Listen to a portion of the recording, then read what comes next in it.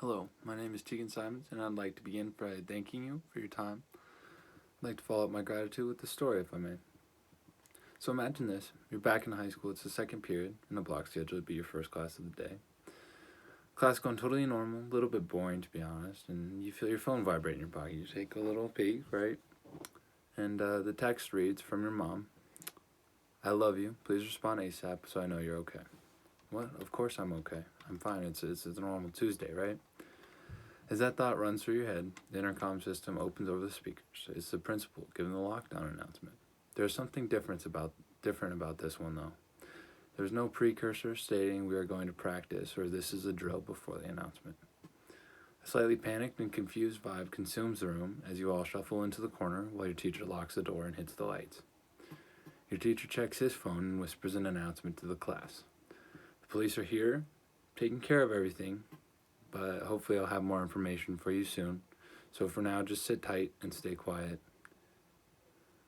20 minutes pass before your principal pops back on the intercom system and states that we are now on a lockout. The class resumes, but no one is allowed in or out of their classrooms, and your teacher throws a quick Google search on the projector. The first news article that pops up for Columbine High School reads Columbine High School bomb threat. Jefferson County sheriffs currently investigating incredible bomb threat. As lunch nears, a sheriff's deputy releases one classroom at a time to go get lunch from the cafeteria as needed. Everyone is stuck in their classroom aside from the deputy escorted trips to the bathroom and the drinking fountain. Your teacher has run out of material to teach for the day, so he turns on the office on the projector. Every few hours, your principal comes on to announce that we will remain in lockout until further notice, followed by various other comforting statements about the police having the school secured and working on the surrounding area. 8 hours and 23 other school lockdowns later, students in the Columbine area and surrounding districts are released from school, and further details about the bomb hoax are released. That'd be crazy, right? It was. This was the story of my day as a senior at Columbine High School on December 13th, 2018. As a senior, me and my class were used to 1 to 3 hour lockdowns to investigate potential threats to our school, but to the younger students in surrounding schools that hadn't experienced this was horrifying and traumatic.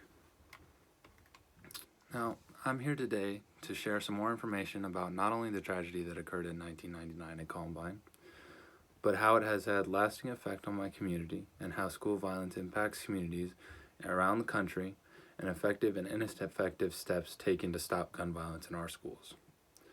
First, I'll start with some facts about the event that shocked the world in 1999 and would make my high school the most famous high school in the world. Then I'll share more of my experiences at Columbine High School and why I felt safe when the life of my classmates, loved ones, and myself was directly threatened. After that, I will bring to light some other events that have sparked fear in American students. And finally, I'll enlighten you to all with some facts about the relationship between gun violence in schools and gun laws. So let's take a look back to 1999, shall we? The shooting at Columbine High School in 1999 marked the beginning of an era of terror in schools across the country.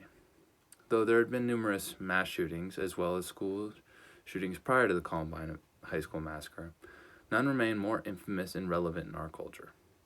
On April 20th, 1999, 12 students and a beloved physical education teacher were killed and 21 people were injured.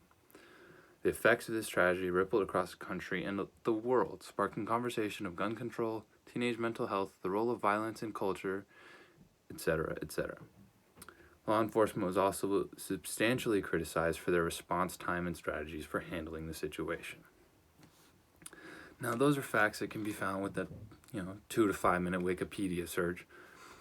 What can't be found on the internet is the individual experiences of students like myself, which is what I would like to share with you.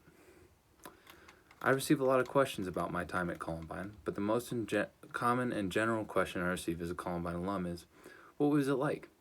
In many ways, life at Columbine was the same as any other high school in the country, but also very different in many ways. We went through the standard lockdown drills, had armed police officers assigned to our school. Both have become pretty common, if not mandatory, across the country. Something a little bit more unique was that every year on the anniversary of the shooting, April 20th, we did not attend school, but rather spent the day giving back to the community Last year, Governor Polis of Colorado deemed this day a statewide day of service, which sparked many other schools, districts, and states to do the same. The biggest thing we do not have in common, however, with most other high schools is how often we dealt with real threats of violence directed at our students, staff, and community. The Columbine community is often a victim of fear, whether it be anonymous prank calls or real threats, like when a student flew from Miami to see Columbine last year.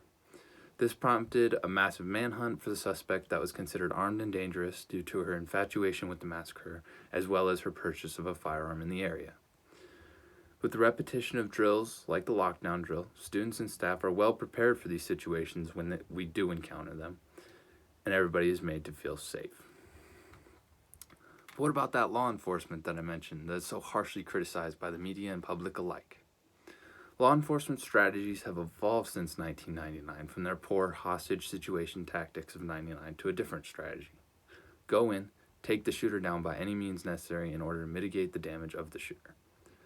I was unable to locate some exact statistics on the efficiency and effectiveness of the new strategies, as they vary so much from department to department, but most agreed that logically they make more sense than the older strategies. Now, I've spoken with numerous family friends who work in law enforcement, and the general consensus was that the new strategies would be more effective. Given that most school shooters are ages 13 to 18 via Center for Homeland Security, a law enforcement officer on his or her very first day is far more skilled and prepared for an encounter with an armed assailant than the vast majority of school shooters, simply based on the fact that some training is better than no training. Now, Columbine is not the only community to be impacted by this tragedy. Other schools, from elementary schools to universities, have experienced similar tragedies. On April 16, 2007, the deadliest school shooting occurred at Virginia Tech, when a gunman opened fire on 2 separate occasions within one day, resulting in 32 casualties. About 5.5 years later, tragedy struck Sandy Hook Elementary School, where a 20-year-old gunman shot and killed 20 first graders and 2 staff members, injuring many more staff and students. In the first 46 weeks of 2019, CNN reported the United States experienced 45 separate school-related shooting incidents across the country. School gun violence sparks a lot of different debates. The most publicized revolves around the Second Amendment of the United States, naturally, gun rights. While many debates revolving around gun control, mental health, and school safety have been sparked by these rising trends in firearm-related incidents on school property, many trends can provide clear and logical direction for these debates. The top 3 most gun-related incidents from 1970 to present by state are as follows: California at 158, Texas at 133, and Florida at 91. Despite relatively strict gun laws, California continues to experience gun violence in schools at high rates. On the other end, number 2 on the list, Texas, happens to be very relaxed with their gun laws. Also to be considered is the Gun-Free School Zones Act of 1990, which states that the possession or discharge of a firearm on school property will result in criminal charges. The act, however, has failed to prevent active shooter situations on at least 126 occasions, resulting in nearly 500 injuries and fatalities, per the Center for Homeland Security and Defense.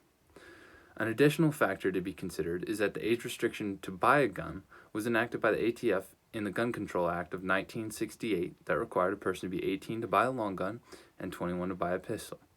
While the Center for Homeland Security and Defense reports the overwhelming average age of school shooters since 1970 lies between the age of 13 and 18, too young to legally own the firearms they are turning against their fellow students.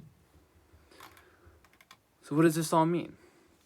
I have informed you about what exactly happened 21 years ago, my personal experience being part of the Columbine community, other communities that have been devastated by tragedies like these across the country.